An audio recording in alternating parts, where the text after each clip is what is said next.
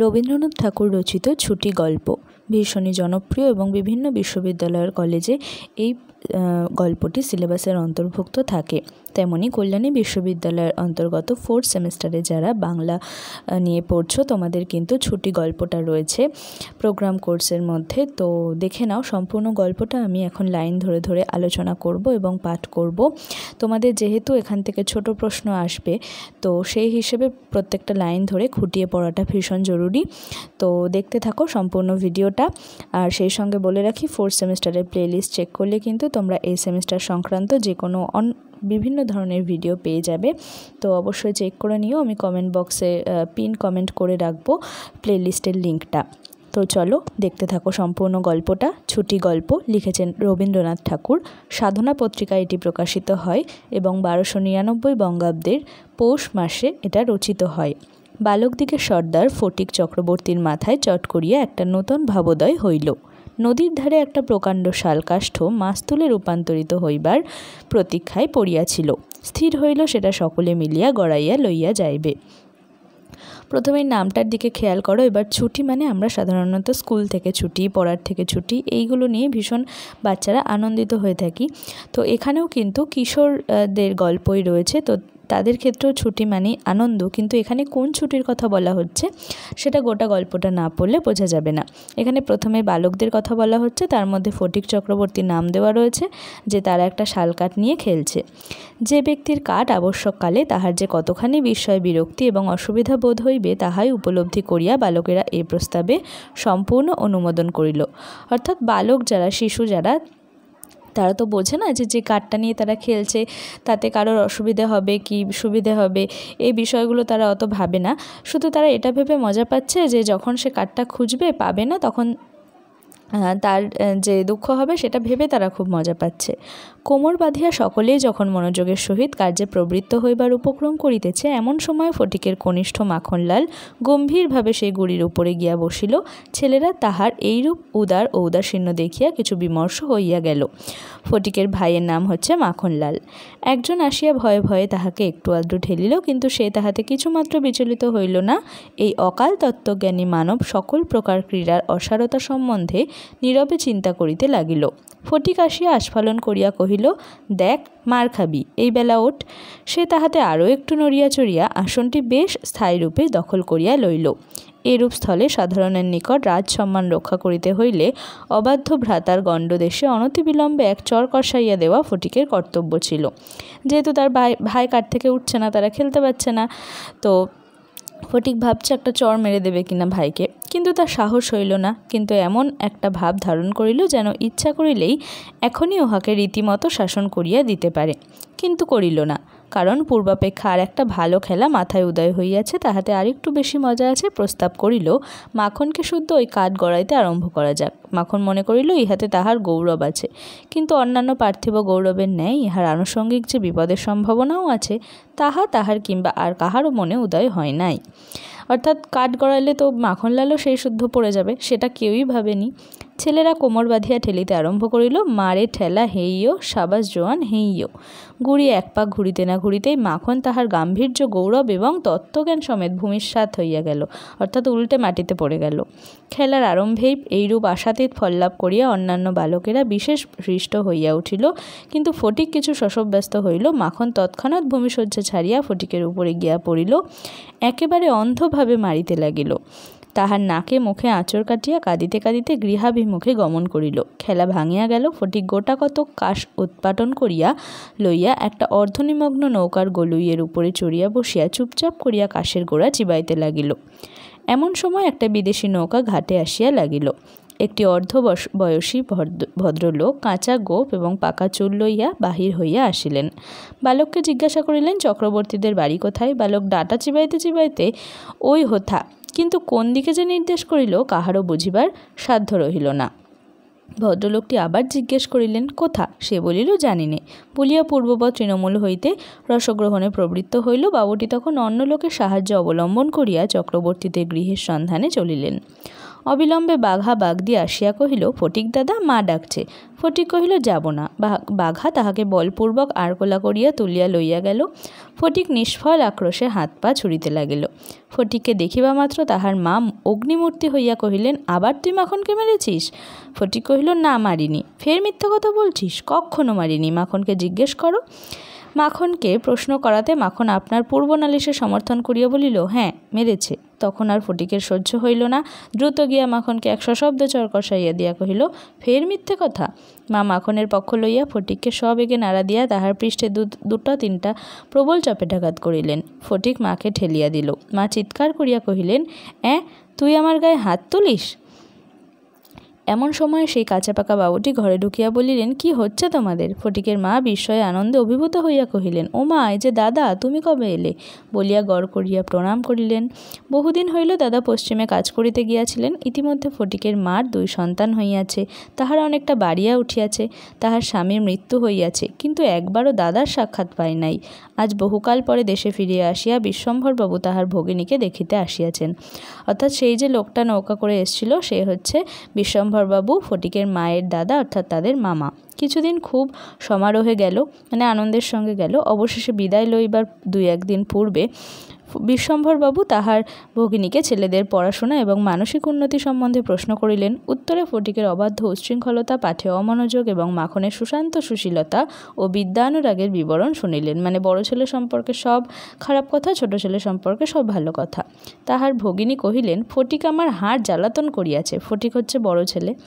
শুনিয়া বিশ্বম্ভর প্রস্তাব করিলেন, তিনি ফটিককে কলিকাতা লইয়া গিয়া নিজের কাছে রাখিয়া শিক্ষা দেবেন। বিধবা এ প্রস্তাবে সহজেই সম্মত হইলেন। অর্থাৎ তাদের মা ছিল বিধবা, সুতরাং তার বাবা নেই, 2 ছেলেকে মানুষ করা তার পক্ষে কষ্টকর, তাই বড় ছেলেকে সে তার দাদার সঙ্গে কলকাতায় পাঠিয়ে দেয়। ফটিককে জিজ্ঞাসা করিলেন, কেমন রে ফটিক, মামার সঙ্গে কলকাতায় যাবি? ফটিক লাফাইয়া উঠিয়া বলিল, যাব। যদিও ফটিককে বিদায় করিতে তাহার মায়ের আপত্তি ছিল না, কারণ তাহার মনে সর্বদাই আশঙ্কা ছিল কোন দিন সে মাখনকে জলেই ফেলিয়া দেয় কি মাথায় ফাটায়, কি একটা দুর্ঘটনা ঘটায়। তথাপি ফটিকের বিদায় গ্রহণের জন্য এতাদৃশ আগ্রহ দেখিয়া তিনি ঈষৎ ক্ষুণ্ণ হইলেন। কবে যাবে, কখন যাবে করিয়া ফটিক তাহার মামাকে অস্থির করিয়া তুলিল। উৎসাহে তাহার রাত্রে নিদ্রা হয় না। অবশেষে যাত্রাকালে আনন্দের ঔদার্যবশত তাহার ছিপ, ঘুড়ি, লাটাই সমস্ত মাখনকে পুত্র পৌত্রাদিক্রমে ভোগ দখল করিবার পুরা অধিকার দিয়া গেল। অর্থাৎ এতদিন মাখনকে সে কিছু দিতে চাইতো না, এবার তার যত খেলনার জিনিস ছিল সব দিয়ে গেল। কলিকাতায় মামার বাড়ি পৌঁছিয়া প্রথমত মামির সঙ্গে আলাপ হইল। মামি এই অনাবশ্যক পরিবার বৃদ্ধিতে মনে মনে যে বিশেষ সন্তুষ্ট হইয়াছিলেন তাহা বলিতে পারি না, সেটা তোমরাও নিশ্চয় বুঝতে পারছ কেন। তাহার নিজের 3টি ছেলে লইয়া তিনি নিজের নিয়মে ঘরকন্যা পাতিয়া বসিয়াছেন। ইহার মধ্যে সহসা একটি 13 বৎসরের অপরিচিত অশিক্ষিত পাড়া গিয়ে ছেলে ছাড়িয়া দিলে কিরূপ একটা বিপ্লবের সম্ভাবনা উপস্থিত হয়। অর্থাৎ ফটিকের বয়স 13, বিশ্বম্ভরের এত বয়স হইল, তবু কিছুমাত্র যদি জ্ঞানকাণ্ড আছে। বিশেষত 13-14 বৎসরের ছেলের মতো পৃথিবীতে এমন বালাই আর নাই। এবার তোমরা দেখতে পাবে যে বয়ঃসন্ধিকালীন একটা ছেলের যে জীবনের সমস্যা, এটাকে ঝড়ঝঞ্ঝার কাল বলা হয়, সেই বিষয়টা এখানে রবীন্দ্রনাথ কত সুন্দরভাবে ফুটিয়ে তুলেছেন। শোভাও নাই, কোনো কাজেও লাগে না, স্নেহও উদ্রেক করে না, তাহার সঙ্গসুখও বিশেষ প্রার্থনীয় নহে। তাহার মুখে আধো আধো কথাও ন্যাকামি, পাকা কথাও জ্যাঠামি, এবং কথা মাত্রই প্রগল্ভতা, মানে যা বলে তাই খারাপ লাগে। হঠাৎ কাপড় চোপড়ের পরিমাণ রক্ষা না করিয়া বেমানান রূপে বাড়িয়া ওঠে। লোকে সেটা তাহার একটা কুশ্রী স্পর্ধা স্বরূপ জ্ঞান করে। তাহার শৈশবের লালিত্য এবং কণ্ঠস্বরের মিষ্টতা সহসা চলিয়া যায়। লোকে সেজন্য তাহাকে মনে মনে অপরাধ না দিয়া থাকিতে পারে না। শৈশব এবং যৌবনের অনেক দোষ মাপ করা যায়, কিন্তু এই সময়ে কোনো স্বাভাবিক অনিবার্য ত্রুটিও যেন অসহ্য বোধ হয়। সেও সর্বদা মনে মনে বুঝিতে পারে পৃথিবীর কোথাও সে ঠিক খাপ খাইতেছে না। এই জন্য আপনার অস্তিত্ব সম্বন্ধে সর্বদা লজ্জিত ও ক্ষমাপ্রার্থী হইয়া থাকে। অথচ এই বয়সে স্নেহের জন্য কিঞ্চিত অতিরিক্ত কাতরতা মনে জন্মায়। এই সময় যদি সে কোনো সহৃদয় ব্যক্তির নিকট হইতে স্নেহ কিংবা সখ্য লাভ করিতে পারে, তবে তাহার নিকট আত্মবিকৃত হইয়া থাকে। অর্থাৎ কেউ যদি তাকে একটু ভালোবাসে, তাহলে সে তার কাছে পুরো নত হয়ে যায়, মানে নিজেকে বিক্রি করে দেওয়ার মতো তার কাছে একদম নম্র হয়ে যায়। কিন্তু তাহাকে স্নেহ করিতে কেহ সাহস করে না, কারণ সেটা সাধারণের প্রশ্রয় বলিয়া মনে করে। সুতরাং তাহার চেহারা এবং ভাবখানা অনেকটা প্রভুহীন পথের কুকুরের মতো হইয়া যায়। অতএব এমন অবস্থায় মাতৃভবন ছাড়া আর কোনো অপরিচিত স্থান বালকের পক্ষে নরক, কারণ কেউই তাকে ভালোবাসছে না। সুতরাং মায়ের কাছে ছাড়া কারোর কাছে সে সুখ পাবে না। চারিদিকে স্নেহশূন্য বিরাগ তাহাকে পদে পদে কাঁটার মতো বিধে। এই বয়সে সাধারণত নারী জাতিকে কোনো এক শ্রেষ্ঠ স্বর্গলোকের দুর্লভ জীব বলিয়া মনে ধারণা হইতে আরম্ভ হয়। এটা কিন্তু মনে রাখতে হবে, ছেলেদের ক্ষেত্রে বলছে। সুতরাং এই বয়সের এই যে যা যা হয় সেগুলো কিন্তু ফুটিয়ে তোলা হয়েছে এখানে। অতএব তাহাদের নিকট হইতে উপেক্ষা অত্যন্ত দুঃসহ বোধ হয়। মামি স্নেহহীন চোখে সে যে একটা দুর্গ্রহের মতো প্রতিভাত হইতেছে, এইটে ফটিকের সবচেয়ে বাজিত। মানে মামি যে তাকে স্নেহহীন চোখে দেখছে, এটা তার সবচেয়ে খারাপ লাগতো। মামি যদি দৈবাৎ তাহাকে কোনো একটা কাজ করিতে বলিতেন, তাহা হইলে সে মনের আনন্দে যতটা আবশ্যক তার চেয়ে বেশি কাজ করিয়া ফেলিত। অবশেষে মামি যখন তাহার উৎসাহ দমন করিয়া বলিতেন, ঢের হয়েছে, ঢের হয়েছে, ওতে আর তোমায় হাত দিতে হবে না, এখন তুমি নিজের কাজে মন দাওগে, একটু পরগে যাও, তখন তাহার মানসিক উন্নতির প্রতি মামির এতটা যত্নবাহুল্য তাহার অত্যন্ত নিষ্ঠুর অবিচার বলিয়া মনে হইত। ঘরের মধ্যে এইরূপ অনাদর ইহার পর আবার হাঁপ ছাড়িবার জায়গা ছিল না। দেয়ালের মধ্যে আটকা পড়িয়া কেবলই তাহার সেই গ্রামের কথা মনে পড়িত। প্রকাণ্ড একটা ধাউস ঘুড়ি লইয়া বো বো শব্দে উড়াইয়া বেড়াইবার সেই মাঠ, তাইরে নাইরে না করিয়া উচ্চস্বরে স্বরচিত রাগিনী আলাপ করিয়া অকর্মণ্যভাবে ঘুরিয়া বেড়াইবার সেই নদী তীর, দিনের মধ্যে যখন তখন ঝাঁপ দিয়া পড়িয়া সাঁতার কাটিবার সেই সংকীর্ণ স্রোতস্বিনী, সেই সব দল বল উপদ্রব স্বাধীনতা এবং সর্বোপরি সেই অত্যাচারিণী অবিচারিণী মা অহর্নিশি তাহার নিরুপায় চিত্তকে আকর্ষণ করিত। জন্তুর মতো এক প্রকার অবুঝ ভালোবাসা, কেবল একটা কাছে যাইবার অন্ধ ইচ্ছা, কেবল একটা না দেখিয়া অব্যক্ত ব্যাকুলতা, গোধূলি সময়ের মাতৃহীন বৎসের মতো কেবল একটা আন্তরিক মা মা ক্রন্দন, সেই লজ্জিত শঙ্কিত শীর্ণ দীর্ঘ অসুন্দর বালকের অন্তরে কেবলই আলোড়িত হইত। স্কুলে এত বড় নির্বোধ এবং অমনোযোগী বালক আর ছিল না। একটা কথা জিজ্ঞাসা করিলে সে হাঁ করিয়া চাহিয়া থাকিত। মাস্টার যখন মার আরম্ভ করিত, তখন ভারক্লান্ত গর্দভের মতো নীরবে সহ্য করিত। ছেলেদের যখন খেলিবার ছুটি হইত, তখন জানালার কাছে দাঁড়াইয়া দূরের বাড়িগুলোর ছাদ নিরীক্ষণ করিত। যখন সেই দ্বিপ্রহর রৌদ্রে, দ্বিপ্রহর মানে দুপুর, কোনো একটা ছাদে দুটি একটি ছেলেমেয়েরা কিছু একটা খেলার ছলে ক্ষণেকের জন্য দেখা দিয়া যাইত, তখন তাহার চিত্ত অধীর হইয়া উঠিত। অর্থাৎ একটা গ্রামের ছেলেকে কলকাতার একটা চার দেওয়ালের মধ্যে বেঁধে দেওয়া হয়েছে, সেটা তার মোটেই পছন্দ হচ্ছে না। তার বারবার ঘুরে ফিরে গ্রামের কথা, নিজের মায়ের কথা, ভাইয়ের কথা মনে পড়ছে। একদিন অনেক প্রতিজ্ঞা করিয়া অনেক সাহসে মামাকে জিজ্ঞাসা করিয়াছিল, মামা, মার কাছে কবে যাব? মামা বলিয়াছেন, স্কুলের ছুটি হোক। কার্তিক মাসে পূজার ছুটি, সে এখনও ঢের দেরি। একদিন ফটিক তাহার স্কুলের বই হারাইয়া ফেলিল। একে তো সহজেই পড়া তৈরি হয় না, তাহার পর বই হারাইয়া একেবারে নাচার হইয়া পড়িল। মাস্টার প্রতিদিন তাহাকে অত্যন্ত মারধর অপমান করিতে আরম্ভ করিলেন। স্কুলে তাহার এমন অবস্থা হইল যে তাহার মামাতো ভাইরা তাহার সহিত সম্বন্ধ স্বীকার করিতে লজ্জা বোধ করিত। ইহার কোনো অপমানে তাহারা অন্যান্য বালকের চেয়েও যেন বলপূর্বক বেশি করিয়া আমোদ প্রকাশ করিত। অসহ্য বোধ হওয়াতে একদিন ফটিক তাহার মামির কাছে নিতান্ত অপরাধীর মতো গিয়া কহিল, বই হারিয়ে ফেলেছি। মামি অধরের দুই প্রান্তে বিরক্তির রেখা অঙ্কিত করিয়া বলিলেন, মানে ঠোঁটে মুখে একটা বিরক্তির ছাপ, বেশ করেছ, আমি তোমাকে মাসের মধ্যে 5 বার করে বই কিনে দিতে পারি নে।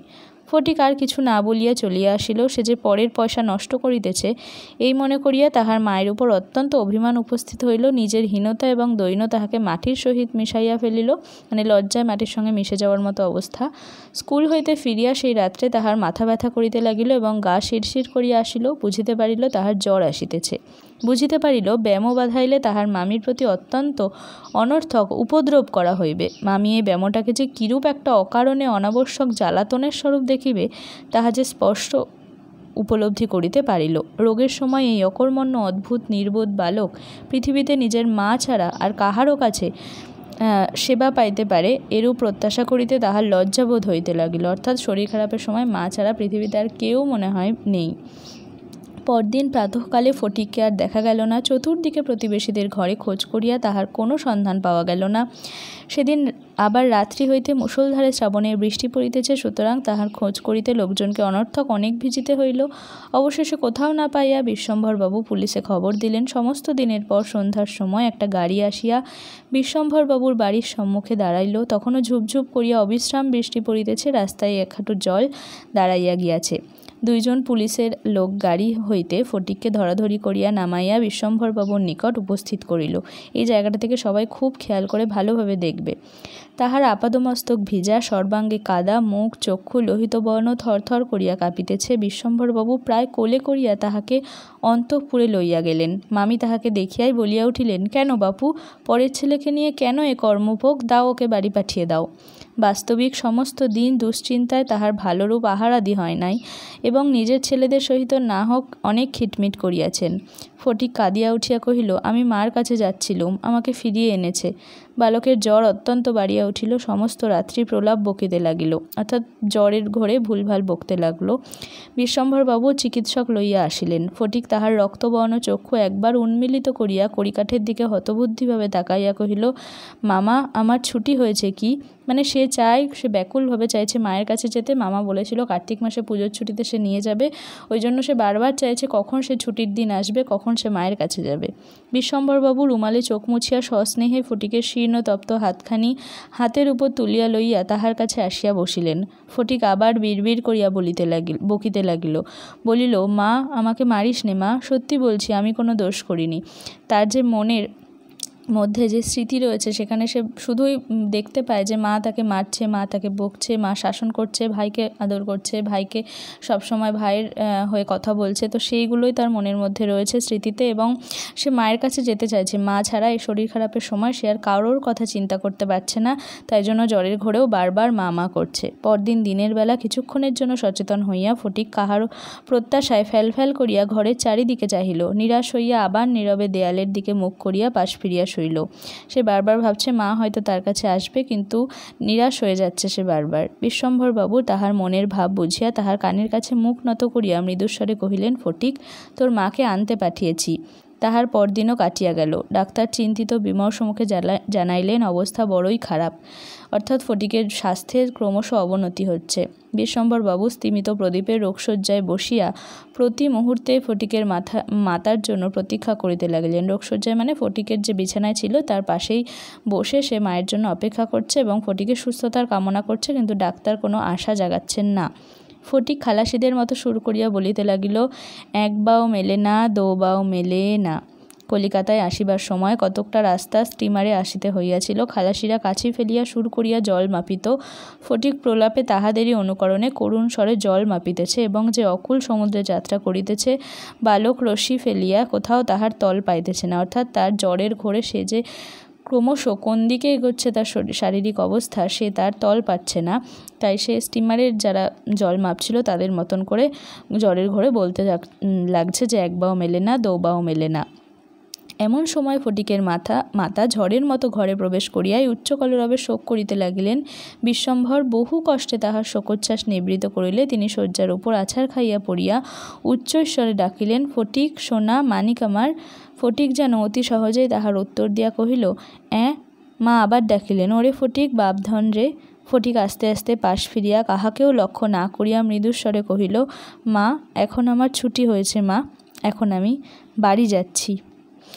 অর্থাৎ ফটিকের জীবনের চিরকালীন ছুটি হয়ে গেল। ফটিক শেষ দেখা তার মাকে দেখলো এবং তারপরেই জীবন থেকে সে ছুটি পেয়ে গেল। এই হলো গল্প, ভীষণই সুন্দর গল্প।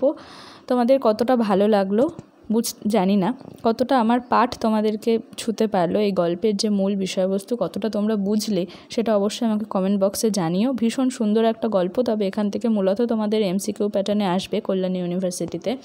তো সেই অনুযায়ী তোমরা প্রস্তুতি নাও, গল্পটা খুঁটিয়ে পড়লে কিন্তু সেটা তোমরা পারবে। যদি পিডিএফ চাও তাহলে অবশ্যই কমেন্ট বক্সে জানিও, আমি টেলিগ্রামে লিঙ্ক দিয়ে দেবো। টেলিগ্রাম গ্রুপে তোমরা জয়েন হয়ে যাবে, আমার যে অ্যাবাউট যে রয়েছে চ্যানেলে সেখানে গেলে টেলিগ্রামের লিঙ্ক তোমরা পেয়ে যাবে। তো আজকের ভিডিও এ পর্যন্তই।